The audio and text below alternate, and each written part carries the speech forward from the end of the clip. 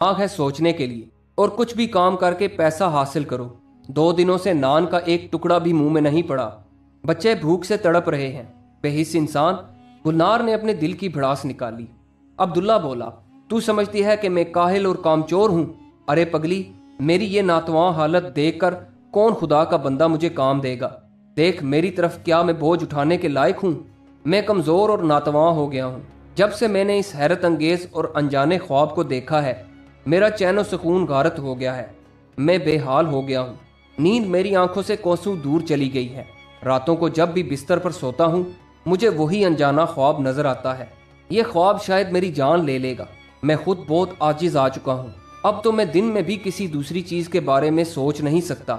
मुझे अब किसी भी सूरत काहिरा चले जाना चाहिए। शायद मेरी तकदीर वहीं बदलेगी।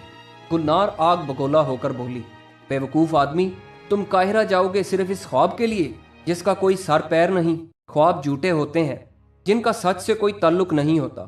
मैं खूब समझती हूँ तुम अपनी बीवी बच्चों से पीछा छुड़ाकर काहिरा भाग जाना चाहते हो, मगर कान खोल कर सुन लो, मैं तुम्हें खबरदार करती हूँ, हमें छोड़कर भागने की कोशिश मत करना, वरना मैं खलीफा हारून के सामने तुम्हारी शिकायत कर दूंगी और तुम जेल की चारदीवारी में बैठकर पत्थर फोड़ोगे। और हाँ, एक बात और कही जाती है, अपने मजे का खेज ख्वाब का किस्सा अब मुझे मत सुनाना, समझे? इतना कहकर गुलनार खंडर की तरफ अपने ठिकाने में चली गई और इसके पीछे चारों बच्चे भी चले गए। गुलनार बेचारी मट्टी के बर्तन बनाती और उन्हें बाजार में फरोख्त करके अपनी और बच्चों की गुजर औकात करती। हाय रे किस्मत, मैं क्या करूं? अब्दुल्ला आसमान की तरफ मुंह उठाकर बिदबिदाया। अब तो मुझे दिन में भी काहिरा जाने का ख्वाब नजर आने लगता है। हर पल, हर लम्हा, दिन हो या रात, इसके कानों में बस एक ही सदा आ रही थी, काहिरा जाओ, काहिरा जाओ। वहीं जाकर तुम्हारा नसीब जागेगा, तुम्हारे दिन फिर जाएंगे, दौलत तुम्हारे कदम चूमेगी। बीवी फटे पुराने कपड़ों की बजाय रेशमी अतलस और कम ख्वाब के कपड़े पहनेगी। बच्चे शहजादों की तरह रेशमी कपड़े पहनेंगे। खाने के लिए लजीज पकवान होंगे। रहने के लिए खंडर की बजाय बड़ा सा मकान होगा। मगर थोड़ी देर बाद वो हकीकत की दुनिया में वापस आ जाता और सोचता कि इसकी बीवी गुलनार ठीक ही तो कहती है। ख्वाब की हकीकत क्या होती है? सिर्फ एक ख्वाब देखने के बाद काहिरा जाने का मुश्किल सफ़र करना सरासर नादानी के सिवा कुछ नहीं। भला ख्वाब से भी किसी की जिंदगी के दिन बदलते हैं? वो खुद पर दीवानों की तरह हंसने लगा। नहीं, मैं काहिरा नहीं जाऊंगा। और फिर वो सूखे फवारे को टेक लगाकर बैठ गया। जाने कब इसकी आंख लग गई और फिर इसके कानों में आवाज आने लगी, काहिरा जाओ, काहिरा जाओ। इस गूंज से इसकी आंख खुल गई और अब तो इसकी हालत पागलों जैसी हो गई। हर वक्त इसके आसाब पर काहिरा जाने का भूत सवार रहने लगा। अगर दिन में भी आंख बंद करता तो उसे काहिरा के महलात और उसके मीनार दिखाई देते। इसका चैन और सुकून छिन गया था। अब्दुल्ला अब आंख बंद करते डरता था। नींद इसकी आंखों से उड़ गई थी। इसकी हालत काबिले रहम हो गई थी। अब्दुल्ला जिस खंडर की दीवार से लगकर अपना ठिकाना बनाकर रहता था, पास ही एक पुराना मीठे पानी का कुआं था। सौदागरों और मुसाफरों के काफिले अक्सर वहां आकर पड़ाव डालते और खैमा जन हो जाते।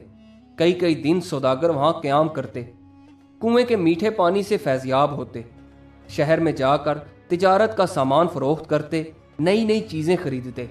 अब्दुल्ला काफिले वालों के ऊंटों के चारा पानी का इंतजाम करता, ताजरों की शहर बगदाद में रहनुमाई भी कर देता। और जब कारवां रवाना होने लगता तो काफिले का सरदार अब्दुल्ला को इसकी खिदमत के इवज नए कपड़े, खाने पीने की चीजें और कुछ दिनार देता। फी अमान इल्ला कहकर अब्दुल्ला उन्हें रुखसत कर देता। इस तरह इसके कुछ दिन आराम से कट जाते, मगर काफिले रोज रोज तो नहीं आते थे।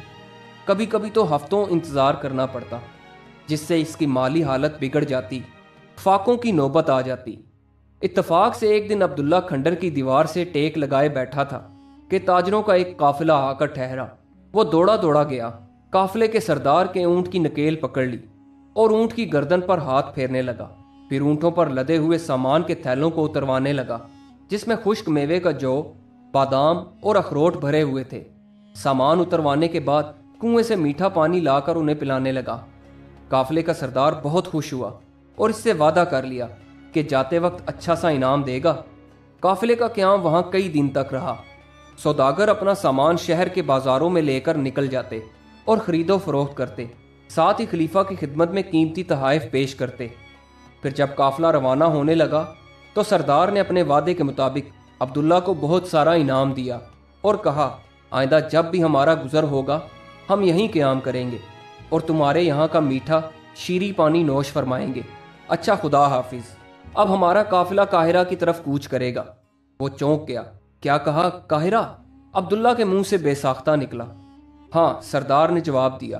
اسے اپنے کانوں پر یقین نہیں آ رہا تھا۔ اب ہمارا قافلہ قاہرہ کی سمت کوچ کرے گا۔ عبداللہ کو اپنا خواب یاد آ گیا۔ سردار، میں بھی قاہرہ جانے کی خواہش اپنے دل میں رکھتا ہوں، مجھے بھی اپنے ساتھ قاہرہ لے چلو، میں آپ لوگوں کی خدمت کروں گا، میرا بہت بڑا کام ہو جائے گا، آپ کا احسان مجھ پر قرض۔